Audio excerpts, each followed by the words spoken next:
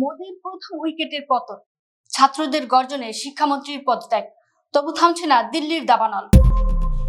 উগ্র হিন্দুত্ববাদ আর পেশি শক্তির দম্ভ দেখিয়ে যে নরেন্দ্র মোদী সরকার নিজেদের অজেয় ভাবত, আজ সেই অহংকারের ইমারতে আক্ষরিক অর্থেই প্রথম বড় ধস নামল। ভারতের লাখো শিক্ষার্থীর গগনবিদারী গর্জনের মুখে টিকতে না পেরে শেষ পর্যন্ত গদি ছাড়তে বাধ্য হলেন কেন্দ্রীয় শিক্ষামন্ত্রী ধর্মেন্দ্র প্রধান।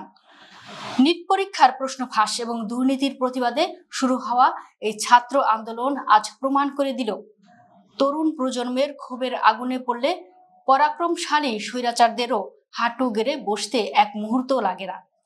তবে মোদী প্রশাসনের জন্য সবচেয়ে বড় দুঃসংবাদ হলো শিক্ষামন্ত্রীর পদত্যাগের পরও রাজপথ ছাড়ছে না ছাত্ররা।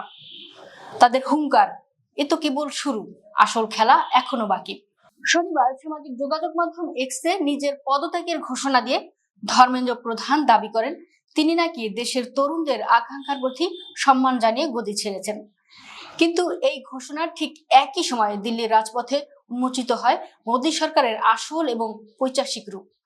আন্দোলনরত শিক্ষার্থীদের ছত্রভঙ্গ করতে মোদীর পুলিশ বাহিনী বৃষ্টির মতো টিয়ার গ্যাস ও লাঠিচার্জ শুরু করে। রাজনৈতিক বিশ্লেষকরা বলছেন, একদিকে পদত্যাগের নাটক করে পরিস্থিতি শান্ত করার চেষ্টা, অন্যদিকে রাজপথে পুলিশি বর্বরতা। এটি মোদী সরকারের চরম হতাশা ও নগ্ন দ্বিচারিতারই প্রমাণ।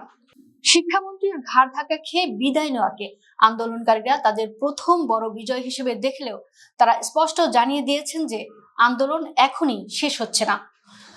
আন্দোলনের সংগঠকরা মোদী সরকারকে কড়া আলটিমেটাম দিয়ে বলেছেন, শুধু একজন মন্ত্রীকে সরিয়ে আইওয়াশ করা চলবে না।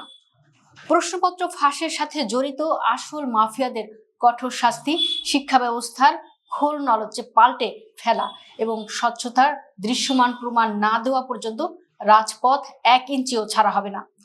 সরকারের সাথে পরবর্তী দফায় আলোচনার উপরে নির্ভর করছে এই আন্দোলনের ভবিষ্যৎ গতিপথ।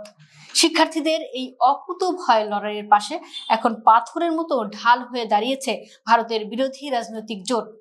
সংসদের ভেতরে ও বাইরে তারা মোদী সরকারকে আক্ষরিক অর্থেই তুলোধুনো করছে। আজ বিশ্ববাসী পরিষ্কার দেখছে যে মোদী সরকার বিরোধীদের ইডি বা সিবিআই দিয়ে ভয় দেখাতো, আজ তারা সাধারণ শিক্ষার্থীদের গর্জনের সামনে ইঁদুরের মতো কুঁকড়ে গেছে। শিক্ষামন্ত্রীর এই পদত্যাগ প্রমাণ করে দিল, জনতার শক্তির কাছে কোনো দম্ভই চিরস্থায়ী নয়।